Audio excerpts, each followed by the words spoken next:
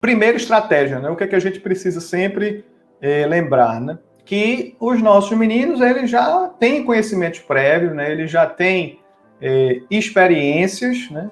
Que vêm aí de quando eles nascem, do nosso DNA, está na barriga da mãe se desenvolvendo, eles já estão aprendendo e já sabem coisas que foram herdadas pela nossa evolução da nossa espécie, né? Então, a gente não deve subestimar a criança, né? A gente nunca deve achar que a criança não consegue fazer algo.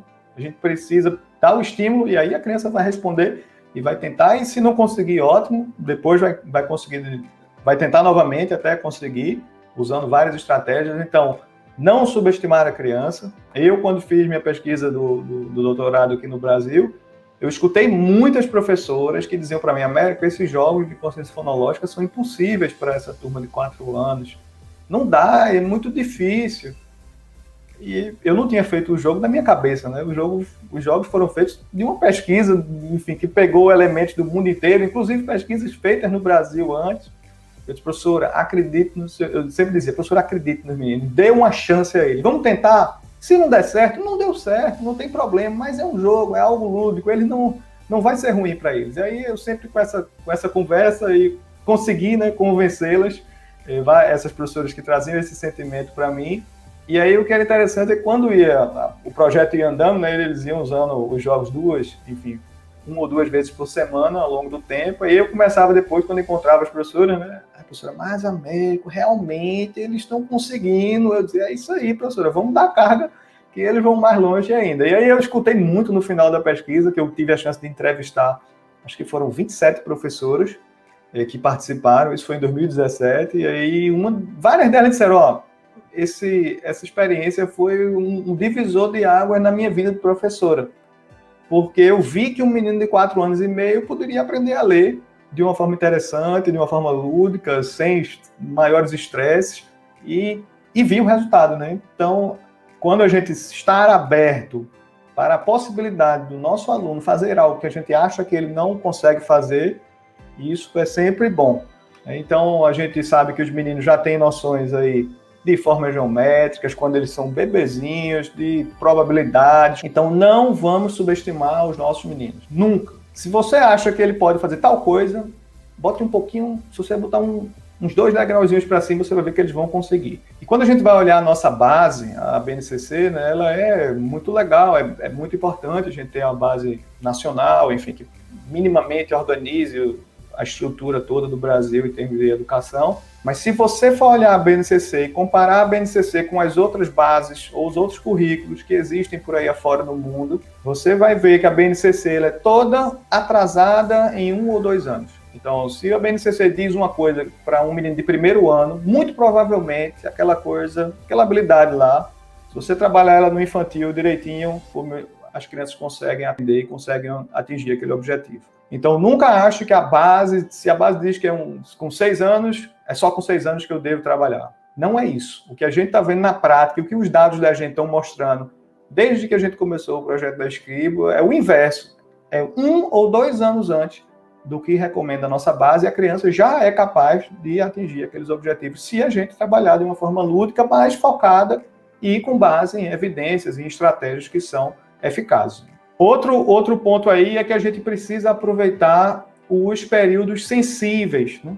Principalmente os períodos sensíveis da primeira infância, né? A gente tem nas pesquisas aí do mundo inteiro já que o nosso cérebro ele aprende a vida inteira. A gente pode aprender algo sempre. A gente está vivo, a gente consegue aprender. Mas existem períodos em que a gente tem mais facilidade para aprender certas habilidades. A primeira infância, aí os 0, 1, 2, 3, 4 anos, até os 6 anos geralmente, é um período que a gente chama de período sensível, por exemplo, para a linguagem. Então é nesse período aí, dos pequenininhos, que a gente pode dar carga em vocabulário, expansão máxima do vocabulário que a gente conseguir na consciência fonológica com 2, com 3, 4 anos. Se você tiver a condição de falar um segundo idioma, fale com sua criança. Eles aprendem muito mais rápido toda a parte de linguagem nessa faixa etária aí, que vai até os 5 ou 6 anos. Então, a gente não deve deixar a área de linguagem assim, vamos deixar essas brincadeiras de rima mais para frente, vamos deixar essa habilidade de consciência fonológica de separar sílabas por 5 anos. Não, a gente precisa trabalhar isso direto, 2, 3, 4, 5, porque aí sim eles vão evoluir, desenvolver todo o potencial deles naquele período sensível. Não quer dizer que a criança não possa aprender depois. Pode, ela aprende depois. Mas o esforço, o tempo, vai ser muito maior para ela atingir o mesmo nível de proficiência que ela atingiria com 4 ou com 5 anos. Por exemplo, consciência fonológica, as pesquisas mostraram que o período sensível é entre 3 e 5 anos. O que é que as pesquisas mostraram? Com 3 anos, você trabalhar, por exemplo, 20 horas de consciência fonológica, você tem esse resultado. 4 anos, você trabalhar 20 horas, você vai ter um resultado um pouco maior. 5 anos, o resultado é quase a mesma coisa. Aí, quando você chega a 6 anos, para você ter aquele resultado, ou 7 anos, você precisa trabalhar mais, muito mais tempo. Então, esses períodos sensíveis são períodos de aceleração do aprendizado. Não são períodos em que, se não aprender naquela época, morreu. O menino não vai se alfabetizar mais nunca. Claro que não, isso não existe. Mas são os períodos em que, quanto mais a gente puder focar e desenvolver ao máximo essas habilidades neles, eles vão avançar muito mais. E aí, quando chegarem no primeiro ano, no segundo ano, a coisa vai ser muito mais suave, muito mais tranquila, enfim. E a gente vai poder trabalhar outras habilidades com eles, né? Então, a plasticidade cerebral vai até, de uma forma mais acelerada, até o final da adolescência. Especificamente na educação infantil e nos anos iniciais, a gente tem ali até os 6, 7 anos esse período sensível da linguagem, do segundo idioma e também para a linguagem escrita, né? Além disso, o que é que a gente tem, né? A gente precisa sempre enriquecer o ambiente da criança, né? Então, a gente não pode achar que a criança é incapaz, né? Como a gente já viu no primeiro item aí, não subestime as crianças. E já que a gente sabe que eles são capazes, a gente tem que apertar o acelerador. Apertar o acelerador significa usar muitos jogos, propor muitos desafios para eles, muitas brincadeiras em que a gente está vendo que eles vão se esforçar e vão ter que se esforçar para conseguir. E aí, usar um vocabulário elaborado. Então, por exemplo, o meu menino, um dia desse, agora do meio para o fim dessa loucura, dessa pandemia, a gente descobriu que um museu estava aberto e ele foi lá com a mãe, com a tia e com o primo. E aí visitou o museu, um museu do Exército, né, sobre a história da Segunda Guerra, a história do Exército Brasileiro, enfim, mas é dentro de um forte histórico, um forte que tem, sei lá, 400 anos aqui em Recife.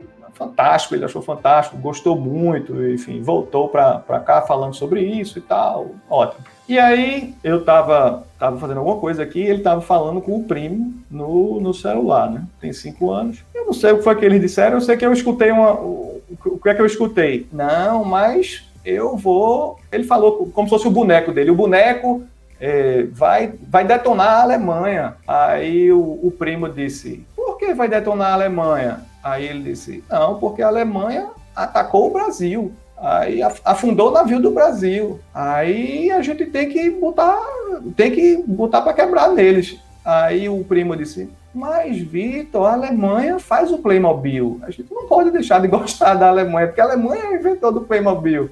Aí eu tive que parar, né? Disse, vamos conversar aqui. Vamos entender o que foi a Segunda Guerra Mundial, né? Que foi uma Alemanha que era diferente da Alemanha de hoje. Era uma Alemanha nazista. Tinha um cara lá, um cara chamado Hitler, que ele queria mandar no mundo inteiro. E aí começou a conversa sobre a Segunda Guerra Mundial, o que era a Alemanha daquela época, para ele entender que a Alemanha de hoje é outra Alemanha, são outras pessoas, e inclusive não tem nada a ver com aquele pessoal, né? E aí pronto.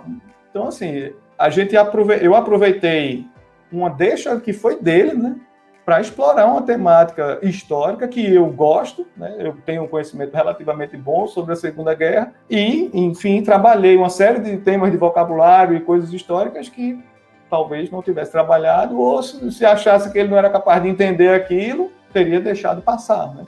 E eles entendem e até brincam. Então, assim, a gente precisa explorar ao máximo as curiosidades, os interesses, inclusive quando são coisas que a gente acha que são muito complexas para os meninos. Por que não falar? Gostou desse vídeo? Estou esperando seu like. E se tiver alguma dúvida, manda um comentário aqui e a gente vai te responder. Aproveita para se inscrever no canal e ficar por dentro de todos os nossos conteúdos, que são sempre voltados a como a gente pode estimular a aprendizagem das crianças e dos jovens de uma forma mais prazerosa e mais efetiva.